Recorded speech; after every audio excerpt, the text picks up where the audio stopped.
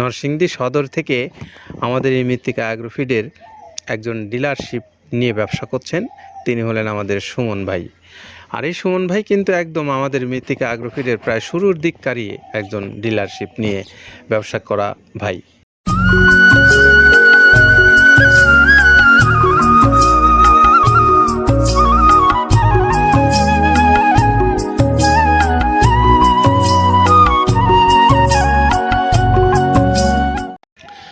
আসসালামু আলাইকুম রহমতুল্লাহ।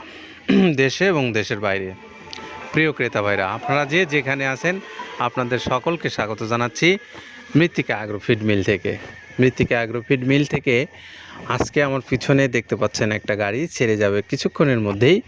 আর এই গাড়িটার গন্তব্যস্থল হলো নরসিংদী সদর থেকে আমাদের এই মৃত্তিকা অ্যাগ্রোফিডের একজন ডিলারশিপ নিয়ে ব্যবসা করছেন। তিনি হলেন আমাদের সুমন ভাই। আর এই সুমন ভাই কিন্তু একদম আমাদের মৃত্তিকা অ্যাগ্রোফিডের প্রায় শুরুর দিককারই একজন ডিলারশিপ নিয়ে ব্যবসা করা ভাই।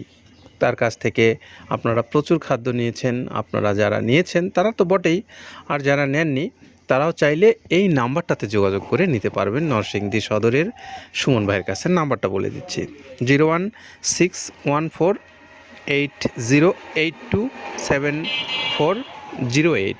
এটা হলো আমাদের সুমন আহমেদ ভাইয়ের মোবাইল নাম্বার। যারা নরসিংদী সদরের আশেপাশের খামারি ভাইরা আছেন আপনারা চাইলে এখান থেকে এই খাদ্যটা সংগ্রহ করে নিয়ে খাওয়াতে পারেন আপনার পশুগুলোকে। তো আপনি আপনার পশুগুলোকে খাবার খাওয়াবেন, কোন ধরনের খাবার খাওয়াবেন বা সেই খাবারের গুণগত মান কেমন, খাবারটা আপনার পশু খাবে কি না, বা খেলে মোটা তাজা হবে কি না, বা দুগ্ধ উৎপাদন করবে কি না গরুটা ঠিকমতো, সেই বিষয়গুলো কিন্তু জানাটাও আপনার জন্য জরুরি। তো আসুন আমরা একটু শুরুতেই জেনে নেব যে খাবারের যে উপকরণগুলো ব্যবহার করা হয়েছে সেই উপকরণগুলো কি কি আছে। আমরা কাদের ভাইয়ের কাছ থেকে একটু শুনে আসি। প্রথমে দেওয়া আছে মসুরের ডাউল।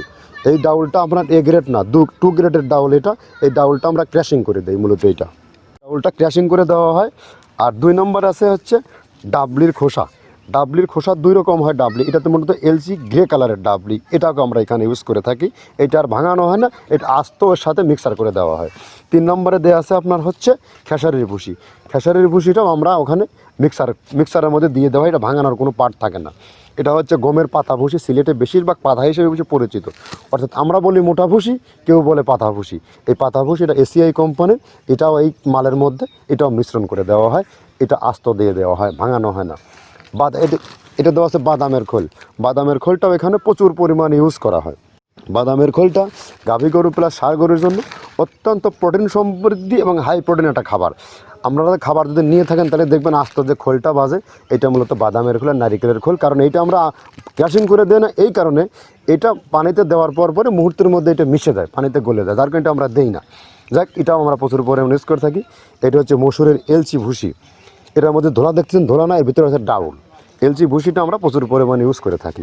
আর এটা হচ্ছে মসুরেরই কুন, অনেক রকমের ডাউলের সংমিশ্রণ তৈরি, এটা দেওয়া হয়। আর এটা আছে মাসকালার ভুসি।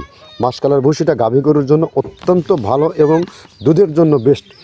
এটা মাসকালার ভুসিটা প্রচুর পরিমাণে দেওয়া হয়, এটা ভাজা এবং কাঁচা দুইটা হয়। এইটা হচ্ছে ধানের কোড়া। ধানের কোড়ানোর গ্রেড অনেক আছে, এটা ভালো যে গ্রেড সেইটা আমরা এটা ইউজ করে থাকি।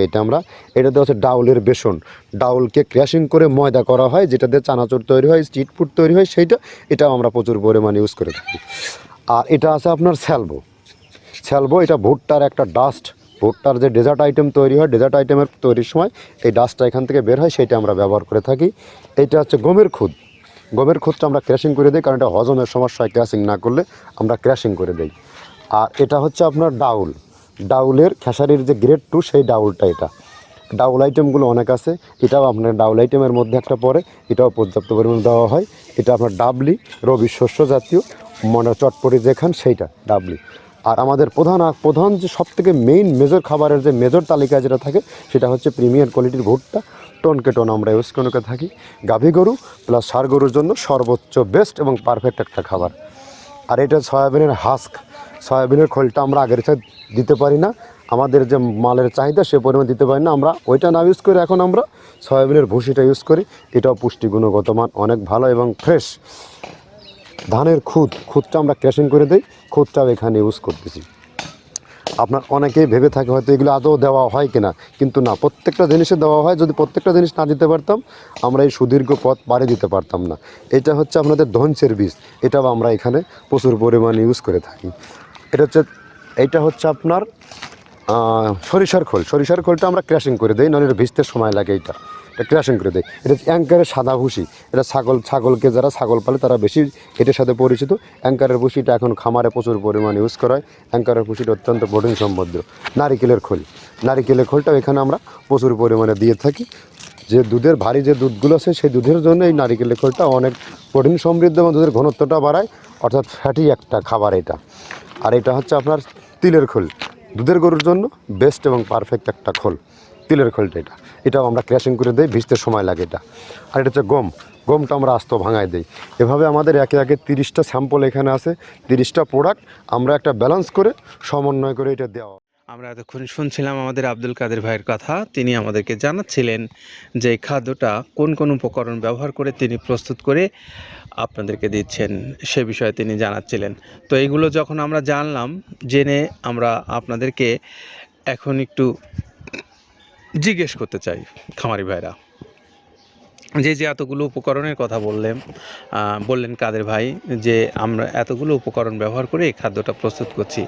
তো এই উপকরণগুলো যদি থেকে থাকে এই খাবারের মধ্যে, তাহলে নিঃসন্দেহে কিন্তু আপনার এই খাবারটা অবশ্যই আপনার কাছে যেমন গ্রহণযোগ্য মনে হবে, আপনার পশুও কিন্তু খাবারটা খেয়ে মোটা তাজাও হবে এবং স্বাস্থ্যবান, দুগ্ধ উৎপাদন সব দিক থেকেই গরুর ভালো ফলাফল বয়ে নিয়ে আসবে বলেই আমরা বিশ্বাস করি, এবং ইতিমধ্যেই তা প্রমাণিত হয়ে গেছে।